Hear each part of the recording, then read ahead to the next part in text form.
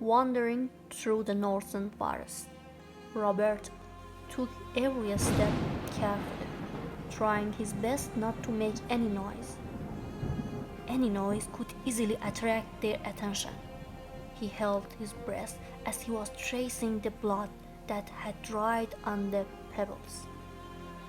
His dog was sniffing around, moving his fluffy brown tail in the air. Robert couldn't find Laura without his help.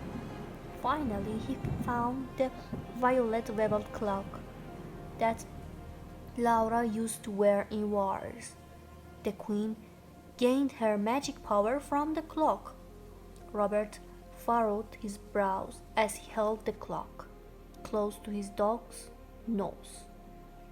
Robert, Brownie, find her, he whispered as he stood up again, making his way through the bushes. Robert, Brownie, find her, he whispered as he stood up again, making his way through the bushes. Brownie let out a cute little bark, running fast enough for Robert to follow him.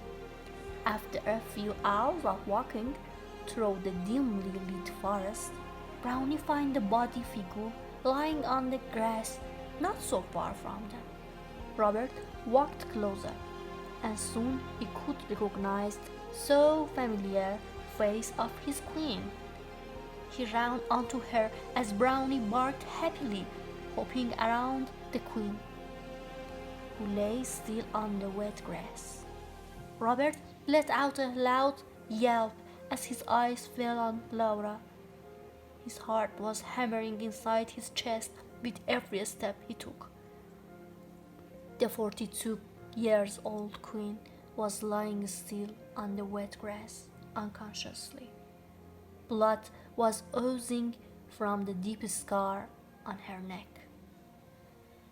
The hideous sight made Robert wince in sorrow and pain. He leaned forward, overlaying a kiss on the cold bare skin on her neck. Brownie narrowed his black eyes shyly, trying to avoid the sight in front of him. Not wanting to see this. Laura, no, please open your eyes, he said in a small, breaking voice. He stroked her soft silver hair as he was begging her to open her eyes once again.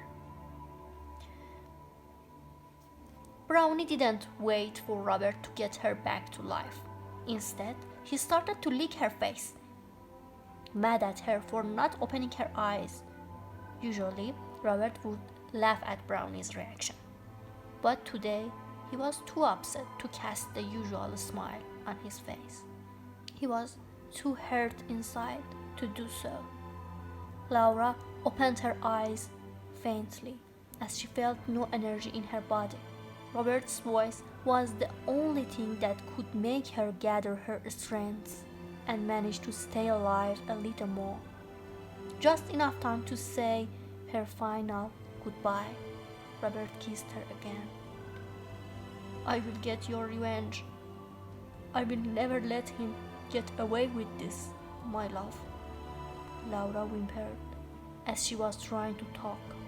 He hired the beast to assassinate me, she confessed as she reached out her weak hand delicately to touch his beard. As she talked, every word life was leaving her body, only to make Robert drown in grief for what's left of his short life. Robert wrapped his strong arms around her fragile body, squeezing her in his arms to make her feel warmer.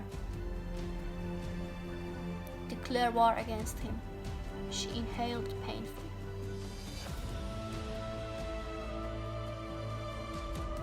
Tell Sharon she will rule after me. And with that, she closed her eyes. After she said her final words, Robert buried her face in his chest, trying to conceal the stinging pain inside, but all his efforts were vain.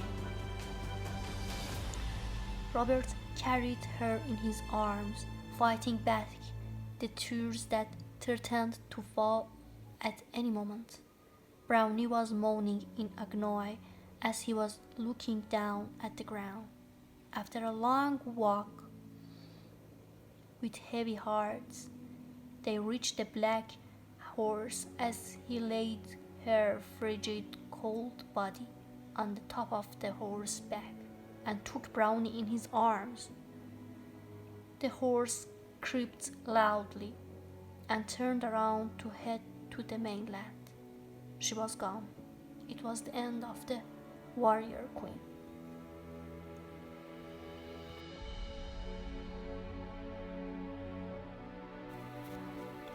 Four months and 2 weeks later, after Robert got to the mainland, Sharon claimed the throne, following Laura's last words, and soon declared war against Laura's ex-husband and the murderer of the legendary queen.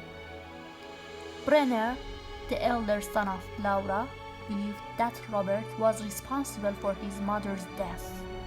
He believed that if it weren't for Robert, his mother would still be alive and happy with her family and sons. He sneaked in as Robert was above Laura's head, saying his last goodbye with his heart throbbing in his aching chest. "It's all your fault. If it weren't for you, he wouldn't kill her," Brenner hissed with his brows arched, his hands trembling in anger next to him. Robert lifted his head from Laura's forehead, tears running down his chin. He was shaking in anger and sorrow. He couldn't care less about stupid Brenna. Still, he felt guilty down in his heart. Brenna placed his hand on his hilt of his sword as he slowly approached Robert. He saw you thousands times with her, in her," Brenna yelled, his voice deep with the anger he had for the man next to his mother's body. "I calmed him down every time with menace and implore. This time I wasn't there at the Iceland to stop. This time I wasn't there at the Iceland to stop this nonsense. I was here and thought you would be brave enough to listen to me and stop sleeping with her, to stop these rumors, to let him forget you." He was shaking in anger as he was staring at the man above his mother's head. Robert had no words to say. He warned him before. Brenner told him to stop, but he couldn't. He was deeply in love with Laura, and nothing could stop him, neither her husband nor her 7 sons. He missed her violet eyes and velvet eyelashes. Everyone spoke of her beauty. There was a rumor of the gods of light painted her face. He was spectacular in war skills, just as she was spectacular in beauty. She had everything but Robert, the only one. She wanted him with all her heart. Brenner got closer to him. His face held no sign of mercy. He drew his sword from its sheath. Usually, Robert was a skilled swordsman, but now he was a lonely lover with a broken heart who felt nothing but sorrow and agony for his lost beloved. He felt empty inside as his eye begged Brenner to give him a quick death to end this stinging pain in his heart. However, Brenner wasn't going to let him die that easily. He wanted him to suffer, to show him the pain he felt. So the other 5 boys, from 26-year-old Grisham to 8-year-old Hector, came out from behind the pillars and stared at Robert with their drawn swords and angry faces. All of them supported their elder brother. They were going to make him suffer. Robert kissed Laura's hand one last time as he waited for Brenna to give his brothers the order to end his suffering. Then he closed his eyes and everything turned black.